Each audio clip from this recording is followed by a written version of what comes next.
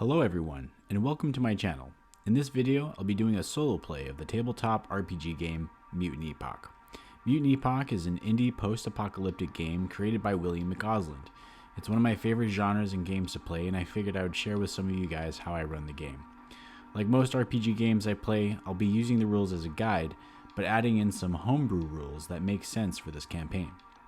So follow along in this adventure as we explore the dangerous and mysterious world of the Mutant Epoch. The three characters we'll be playing in this game session will be Earl the Wildman Tedinsky, whose character type is pure stock human and has a character cast of Hunter. Trixie Sparks, whose character type is Comfort Clone and has a cast of Street Punk.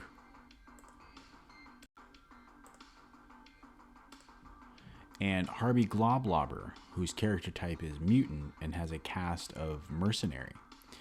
For those that are not familiar with the terms of character type and cast, character type is essentially the race of the character, and the cast is like their class or profession in the game.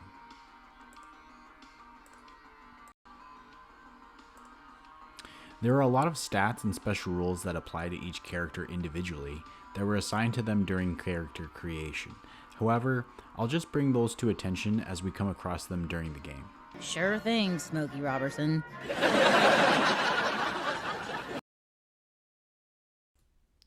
Our story begins approximately 25 kilometers outside of Sandbara on the southwest side of the old Twisted Wood Forest. Our three characters have been traveling on a river barge for what seemed like a lifetime through thick, dense forest jungles. They were eager to get to their destination. Trixie Sparks and Harvey Globlobber had traveled a particular far distance, escaping the clutches of the dangerous city of Pitford in the northeast region of the Freehold. Trixie and Harvey were on the run. Trixie, being the street urchin that she was, had racked up a pretty decent rap sheet with the city's law enforcement, and on top of that also owed a pretty penny to the local street gang she was affiliated with. When Trixie met Harvey, a cross-eyed mutant mercenary who just happened to be in town finishing up a recent job, the two partnered up and decided to try new business ventures elsewhere far from Trixie's troubles.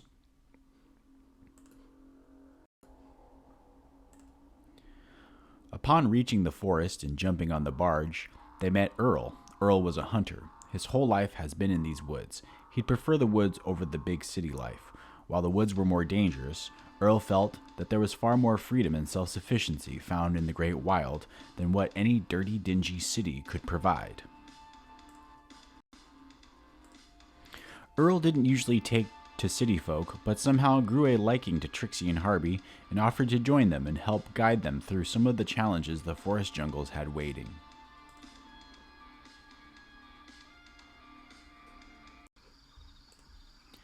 Earl, Trixie, and Harvey disembarked the river barge as it stopped at one of its destinations. A small merchant outpost owned and operated by a two-headed mutant whose names were Manny and Morgok. The artwork here was done by William McCausland from one of the pre-generated characters he's included in one of the official TME written adventures. Each of our characters start off with 50 silver pieces to their name, and will buy all equipment in-game. Additionally, it should be noted that each character is starting off at level 1.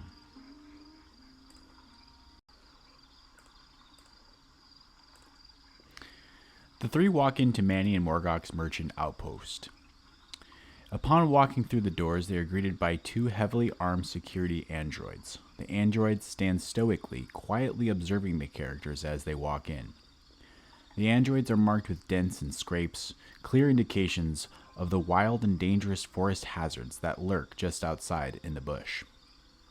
The three are greeted by Manny and Morgok, the two-headed mutant merchant owner. Although it seems the merchant takes a greater liking to Harvey Globlobber for sharing similar mutant qualities. And it does become apparent that Morgok is especially skeptical of Earl and Trixie.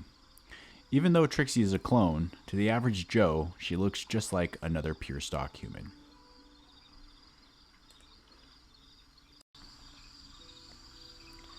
Since each characters start off with a small amount of silver pieces, making money and getting gear will be one of the main motivational factors for choices they make. I'll be looking at each character's starting skills and attributes to determine the most effective gear for those characters. Starting off with Earl, we see he is especially proficient with a bow, having 3 skill points in Weapons Expert. And he also has the Knife Fighter skill. Earl is going to see if Manny and Morgog has a bow and a few knives for sale. When looking at Trixie, we notice she has a Weapons Expert skill for pistols, and she also has 4 skill points in Brawling, an unarmed strike skill. Trixie knows that pistols are a bit more expensive than what she can afford right now with her 50 silver pieces, so she's going to have to find something a bit more affordable for now. When deciding what to buy, I'll compare her accuracy attribute to her strength attribute in the top left corner. I notice that her accuracy is a bit better than her strength, so she'll be looking for more ranged weapons. If she does have to get into a melee confrontation, her unarmed brawling skill can help her out until she can afford some more effective equipment. Lastly, looking at Harvey Globlopper's character sheet, we see a few things. He starts off with 2 ranged mutant attacks, Coma Inducement and Beam Eyes. However, he also has a mutant flaw. He's cross-eyed, which subtracts from his strike value score. It seems poor Harvey will take a penalty with any action that requires his strike value, so we'll have to choose strategically. Since Harvey already has 2 ranged mutant attacks, and we already have 2 other players focusing on ranged weapons, Harvey's going to inquire about some melee weapons available. The 3 characters discuss amongst themselves about the things they'll be interested in asking Manny and Morgog. They realize that the mutant merchant seems to favor Harvey more and has some unknown prejudice towards Earl and Trixie. So the 3 decide to let Harvey talk for the group in hopes of getting the best deal. First, Harvey asks about bows and knives for sale. Manny and Morgog exclaim with great enthusiasm about the river barge the 3 characters just arrived on has also brought a fresh shipment of new items available. Here are the bows and knives available. As we can see from the in-stock weapons list, there are a few different bow options and knife options with varying prices. Since the players are just starting out and have such a limited number of silver pieces, they'll have to pick the option in consideration with other things like buying armor, food, and lodging.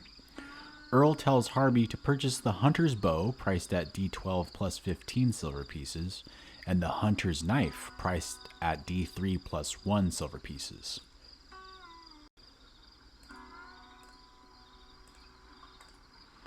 Using Owlbear Rodeo is a great resource for planning any RPG game, as I can upload custom maps and tokens like I've done here for this game. Additionally, it has a dice roller display, which is especially convenient for this video. I highly recommend using Owlbear Rodeo as a free RPG resource. Back to the game. We're going to roll the price for those 2 items. First, the Hunter's Bow, priced at D12 plus 15 silver pieces. So here I'll roll the D12, and we got a 2. Plus 15 puts it at 17 silver pieces. And now we'll do it for the Hunter's Knife, which is a D3 plus 1. And a D3 is basically a D6 kind of broken down into 3 intervals. So we'll roll the D6. It's a 6. That means it's going to be a 3. And we'll add plus 1. So that means it's a 4. So the Hunter's Bow is 17 silver pieces, and the Hunter's Knife is 4 silver pieces. Since Harvey is the one speaking for the group, and Manny and Morgog seem to favor the mutant adventurer more, he'll give Harvey a little discount on items purchased through him. And we'll say for today, Manny's going to give him a 2 silver piece discount. So that Hunter's Bow is now going to be just 15 silver pieces, and the Hunter's Knife will only be now 2 silver pieces. Spending 17 silver pieces in total on weapons leaves Earl with 33 silver pieces left to spend on armor, food, and lodging. Earl takes the risk and spends 17 silver pieces. Checking back on the in-stock weapons list, Trixie is also looking for a ranged weapon. Trixie is looking for more of a sling or a slingshot weapon that doesn't require spending money on ammo. With a sling or slingshot, she can merely find a good stone lying around and send it hurling at a nearby enemy. Comparing the stats for sling and the wooden slingshot available, she decides to go with the sling for D3 plus 1 silver pieces.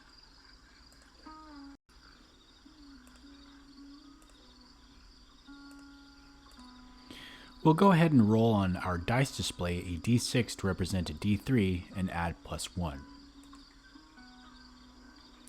So we got a 3. That means it's going to go ahead and be a 2. And then we're going to add 1, which makes it a total of 3. Then we'll apply the discount Manny and Morgok gave to Harvey, which was a 2 silver piece discount. So that'll bring that 3 silver piece cost down to 1.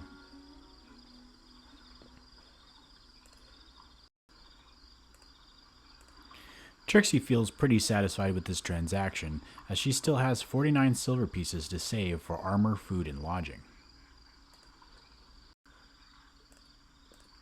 Lastly, Harvey checks the weapons listing for something that interests him. Harvey inquires about axes. With the options available, Harvey's eyes sparkle at the idea of owning the standard battle axe. However, the standard battle axe does have a strength requirement of 25 or more. This means Harvey's strength attribute needs to be equal to or greater than 25.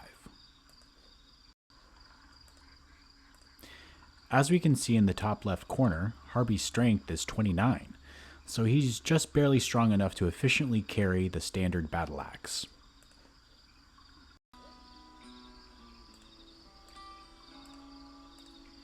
The standard battle axe's price listing was for D12 plus 14 silver pieces.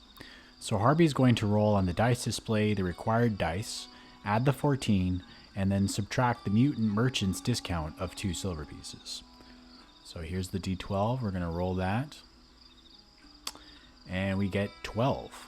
12 plus 14 is going to be 26, and subtracted with the discount of 2 is going to leave it at 24 silver pieces for the standard battle axe.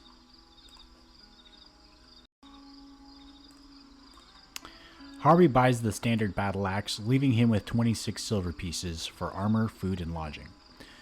This cross-eyed mutant is confident with his purchase. Harvey inquires on arrows for Earl's bow, and on the outpost's in-stock inventory, they currently have 2 options. Standard arrows priced at 4 for 1 silver piece, and black spider poison-tipped arrows priced at 1 for 1 silver piece each. The black spider poison-tipped arrow has the special rule where anytime it strikes an enemy, that enemy needs to make a hazard check type D using their endurance or suffer an instant death from the potent poison. Earl decides to buy 4 standard arrows for 1 silver piece and 4 poison arrows at 1 silver piece each. Earl spends 5 silver pieces and through Harvey is given the 2 silver piece discount for a total of 3 silver pieces spent. With the purchase of the arrows, this brings Earl's silver pieces down from 33 to 30 silver pieces left.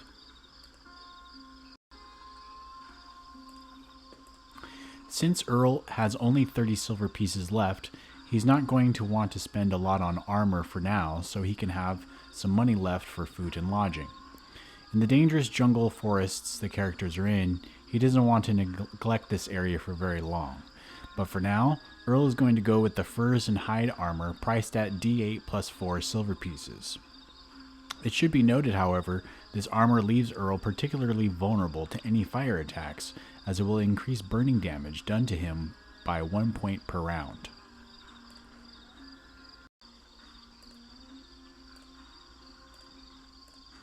We'll roll a D8 on the dice display, add 4, and subtract the 2 silver piece discount. So here we have the D8. We'll roll that. So that's for a 2. I'm going to add 4, so that puts it at 6. and then we'll subtract 2 for the silver piece discount, which puts it back at 4. So Earl spends 4 silver pieces on the hide and fur armor.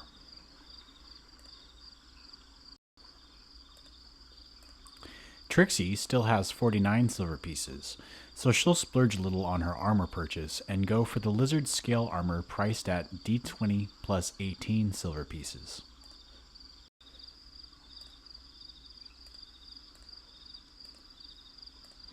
So on the dice display, we'll roll the D20, add 18, and subtract the 2 silver piece discount. So here's the D20. We got 9. Add 18. I'm going to use my calculator because I don't want to, I'm lazy. Add 18 puts us at 27. And then we're going to subtract 2 silver pieces from that, which puts us at 25 silver pieces. So Trixie Sparks spends 25 silver pieces on lizard scale armor.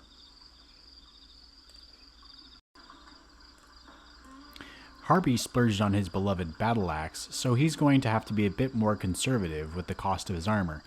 Harvey's going to buy the leather jacket armor priced at D12 plus 8 silver pieces.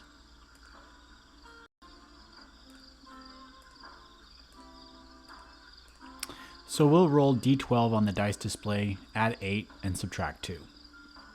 So here's our D12. We have 9. Then we're going to add 8, which is going to put us at 17, and subtract 2 for a total of 15. So Harvey spends 15 silver pieces on a leather jacket armor.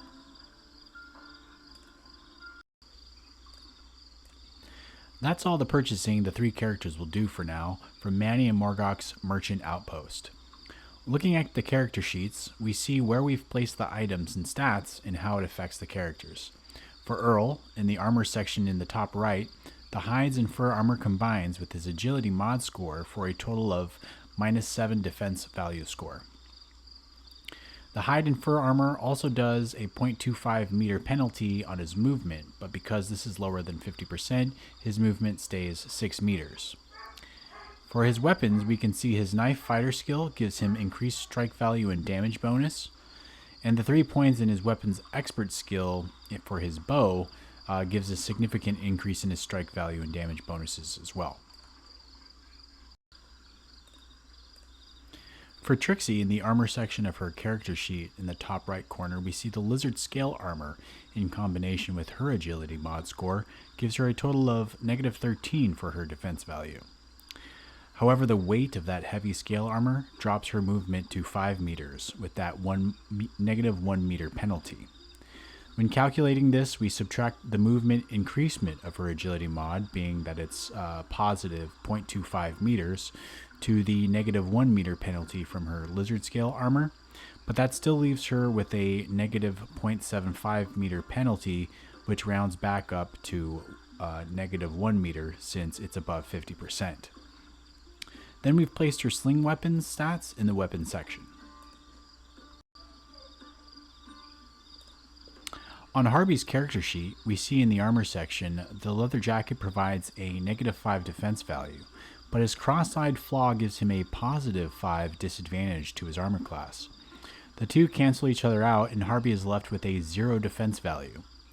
The weight of the jacket is less than 50% increase, so there is no penalty to his movement. And lastly, the battle axes stats that he's purchased has also been placed in the weapons and attack mode section.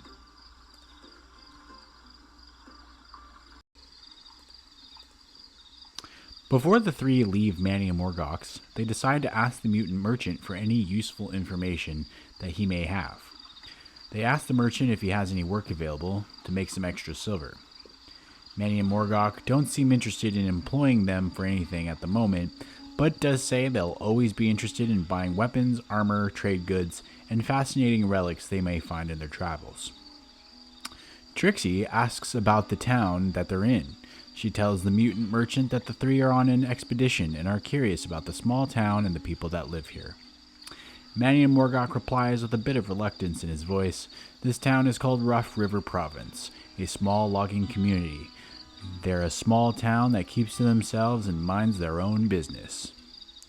Sensing the tension, Harvey Globlobber chimes in and asks where they might be able to get some food, shelter, and a good place to start for making some money. Manny and Morgox says for food, try Artemis Wang's Bistro. He makes a dynamite stir fry, and the meat's always fresh, as Wang's also the town's butcher.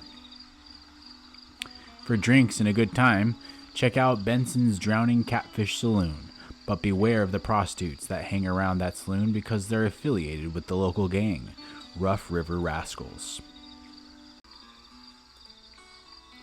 For lodging, there's an old motel called the River's End Motel, ran by Gizbo, a mutant cliquie, that has affordable nightly and extended stay rates.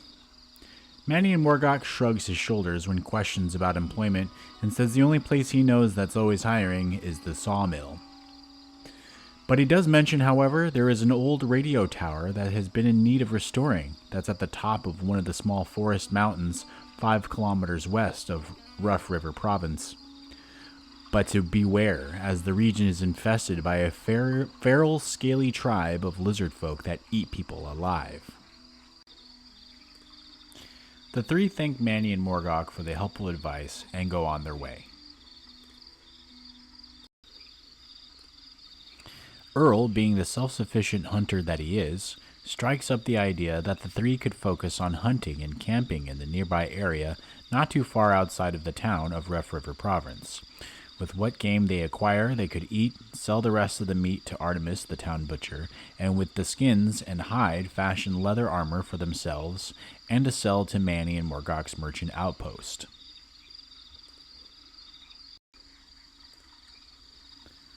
On Earl's character sheet, we see he has the wilderness survival skill. This allows Earl with the ability to survive and thrive in the wilderness with very little supplies. The skill allows Earl to build structures, track and hunt wild game, fashion hunting bows, javelins, snares and traps, and skin and fashion armor and clothes.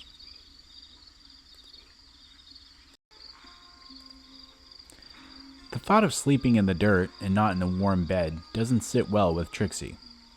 Since she's a city girl, she's used to the modern conveniences that Pitford and other large cities had available. Trixie has her own idea. In Trixie's skill selection, we see she has the gambling skill. She wants to go to Benson's Drowning Catfish Saloon and try making some extra money at the game tables, and from her winnings use that to pay for a nice feast of fine wine and meats and sleep in the best suite Gizbo has to offer at his River's End motel. Harvey thinks both of those ideas seem a bit risky with the resources they have left. Being the mercenary that he is, he comes up with the idea of going to the town's sawmill for employment, but to be hired as guards to help loggers clear woods in safety from the lizard tribe that's terrorizing the western region.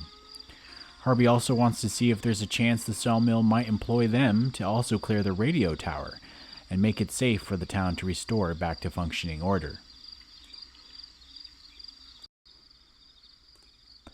After much deliberation, the three ultimately decide to try each one of their ideas, starting with Earl's.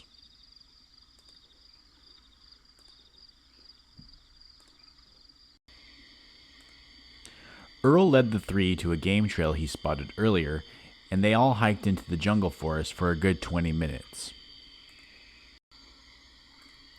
As they hiked, Trixie started searching for good stones to use for ammo for her sling. So we're going to go ahead and roll a d10 to see how many stones Trixie finds on the hike. And she found 6 stones for her sling. So we went ahead and put 6 stones under ammo for her sling in the weapon selection. Earl also gathered things on their hike. With reeds and other various material, Earl began making twine as they walked. By the end of their hike, Earl had made a few snares to trap rabbits or other small game. The placement of the 3 token markers on this map will represent where Earl placed his hunting snares. Earl can check back tomorrow and see if he's got any snags. While in the forest jungles, the chance of an encounter is quite frequent. For every 30 minutes our characters are out in the bush, there will be a 4 in 10 chance there will be a random encounter. Since the encounter will be random, the characters may face adversaries far stronger than their combined strength. Fight or flight becomes a real factor in the longevity of their survival. Alright, so we're going to go ahead and roll that d10 to see a 4 in 10 chance of an encounter. And we got a 4, so that means there's going to be a random encounter. Alright, so we're going to start off with seeing the distance of the encounter, which is going to be a d20 plus 2 meters away. So we're going to roll a d20, and we get 10 plus 2. So the encounter distance between our characters and the creature will be 12 meters away.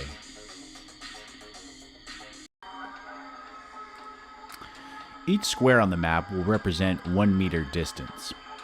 12 meters ahead of the 3 adventurers emerge a hunting party of D4 scaly lizard man-eating tribesmen.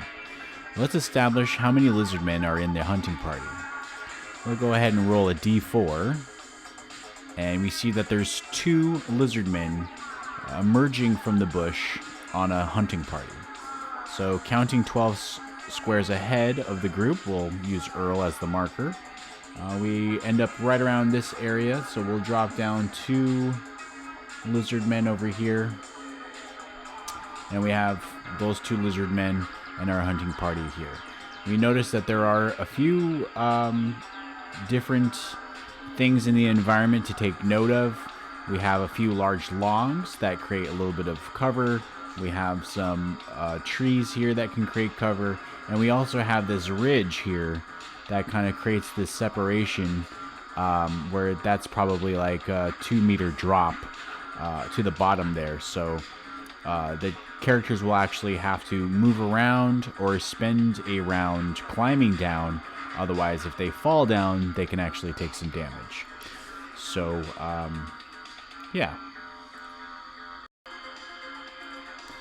Looking at the stats of the lizardmen, we see they don't have any initiative bonuses, so they'll roll normally. For our 3 characters, Trixie Sparks is the only one with an initiative bonus of +1.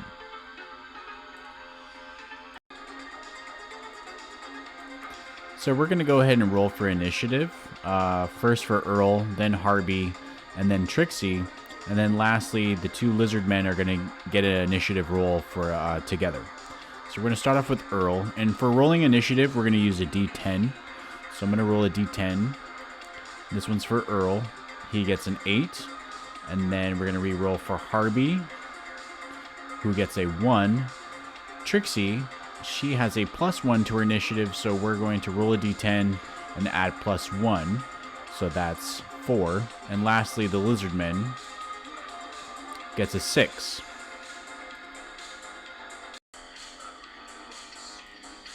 We'll start the round in initiative order, beginning with Earl. Earl decides the best option for him will be to use his hunter's bow. The hunter's bow has a range of 40 meters, which means Earl doesn't have to move closer to his targets. He's also going to use one of his poison tip arrows for his first shot.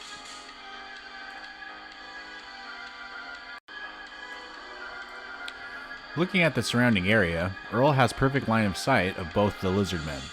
The 2 meter ridge that separates Earl from his targets is deep enough that the foliage doesn't create any cover for the 2 lizardmen.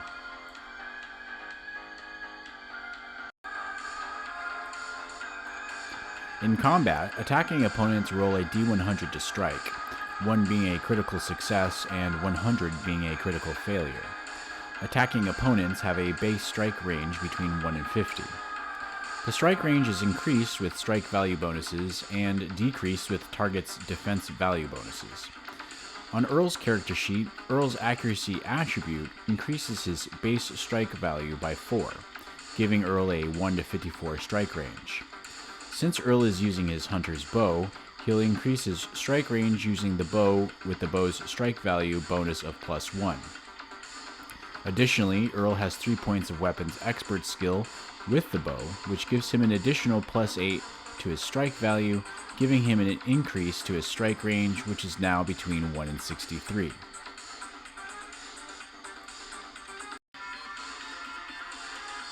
Looking at the Lizardmen, we see that their defense value is -12. Since Earl is targeting one of the Lizardmen, we'll subtract 12 from Earl's strike range of 63, bringing it down to 51. Before Earl rolls to attack, let's establish how many hit points the two Lizardmen have. Endurance is essentially hit points in this game. On the Endurance section of the Lizardmen, we roll a d12 plus 12 to determine their hit points.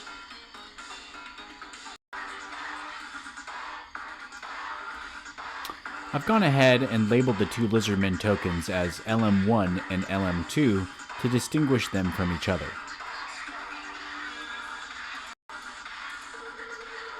We'll go ahead and roll for LM1 first. That'll be a d12 plus 12.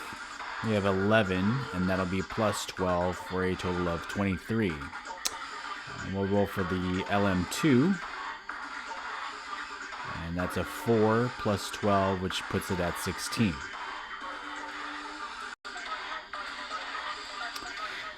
Since Earl's going to be shooting with his poison tip arrow, he's going to focus on LM1, who has the higher hit points. So Earl's going to go ahead and roll a D100, and his strike range after subtracting the Lizardman's defense value is between 1 and 51. So he needs a 51 or less to hit Lizardman 1. And with a 78, he misses. Alright, next up in the round is the Lizardmen's turn.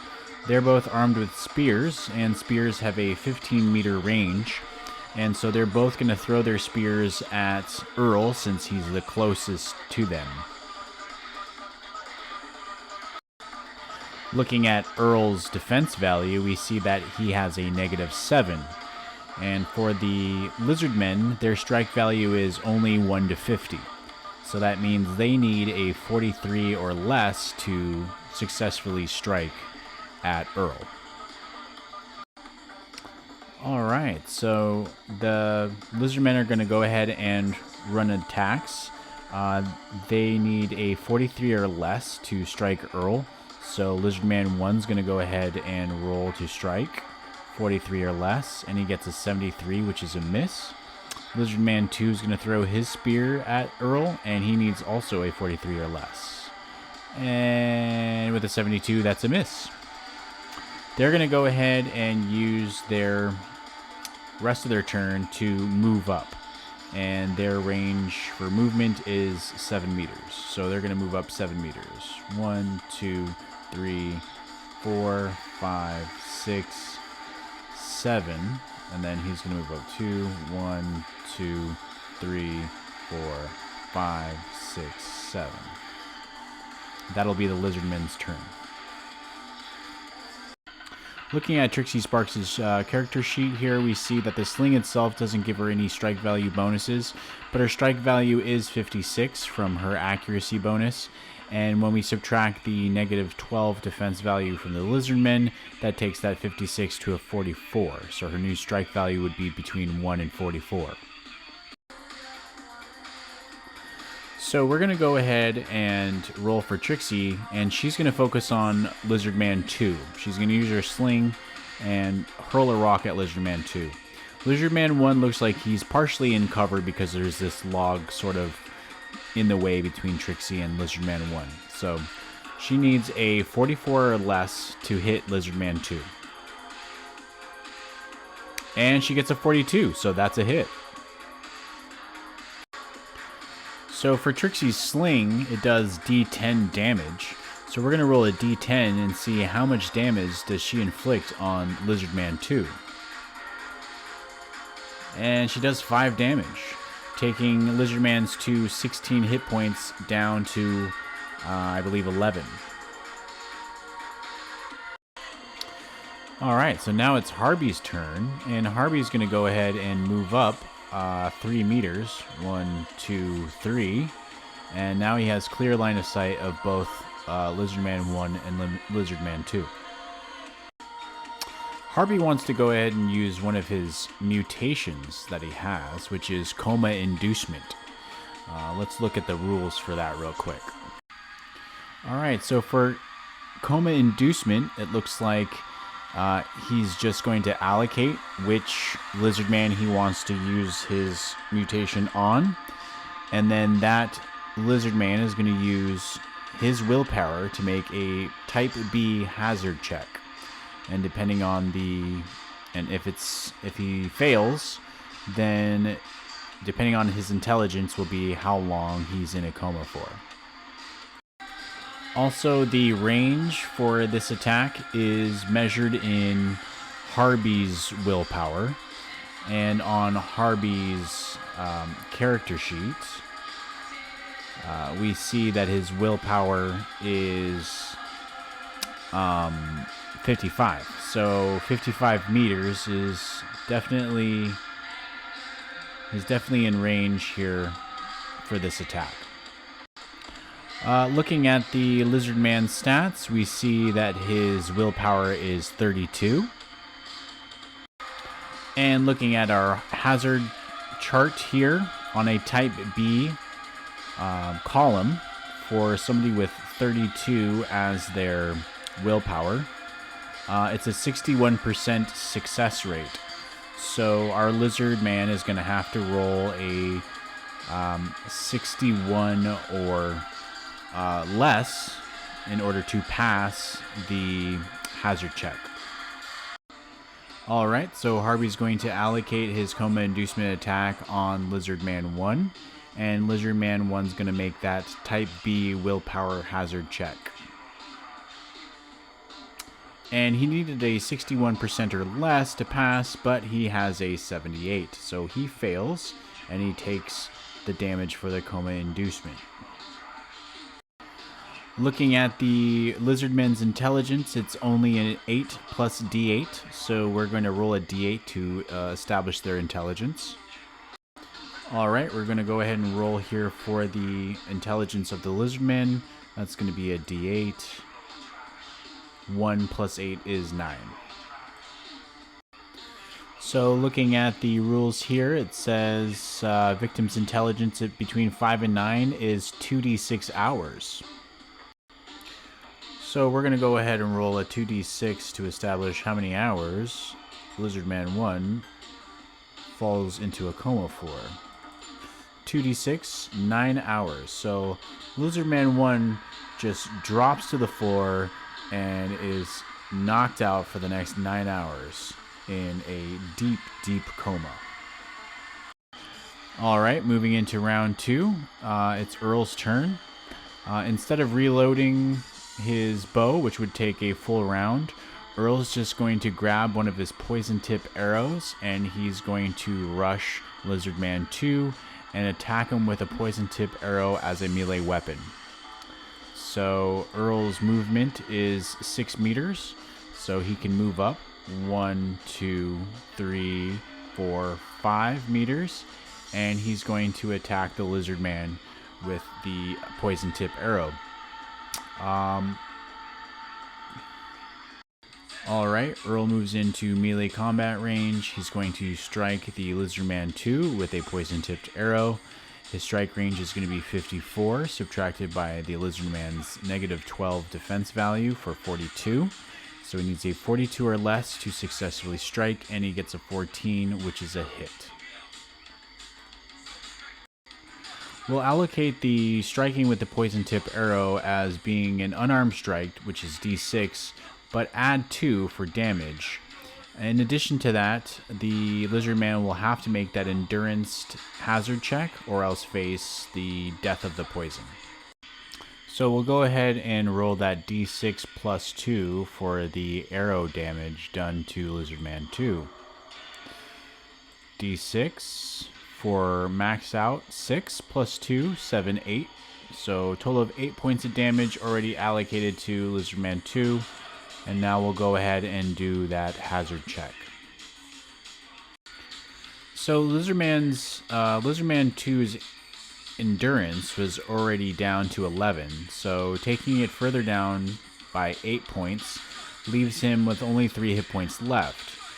So now he has to take a endurance type D hazard check, and since he only has 3 hit points, his chances of survival are only 12%. So we'll go ahead and roll the D100 here, and Lizardman 2 needs a 12 or less to successfully pass the hazard check. And with a 71, he falls victim to the black spider poison-tipped arrow.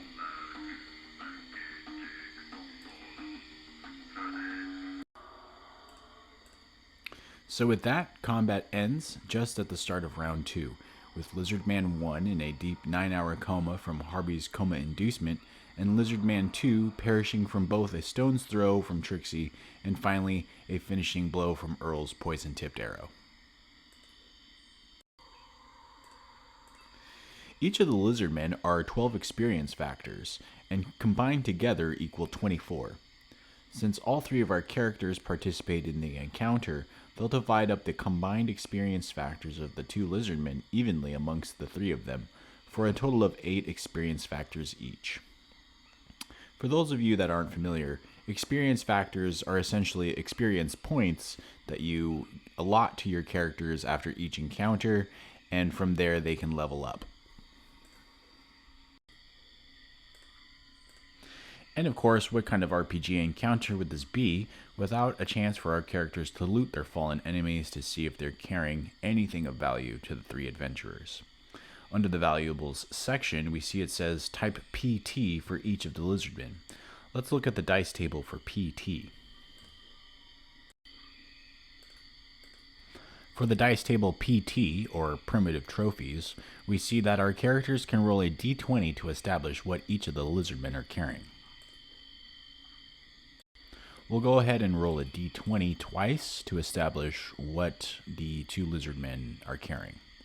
First roll for Lizardman 1 is a 5, and for Lizardman 2 is a 10. So looking at the primitive trophy chart, we have a 5, which is a glass bead bracelet worth 2d6 silver pieces. And for 10, we have a diamond on neck string worth 200 plus 2d100 silver pieces. So we'll go ahead and roll a 2d6 to establish the price range of the first item.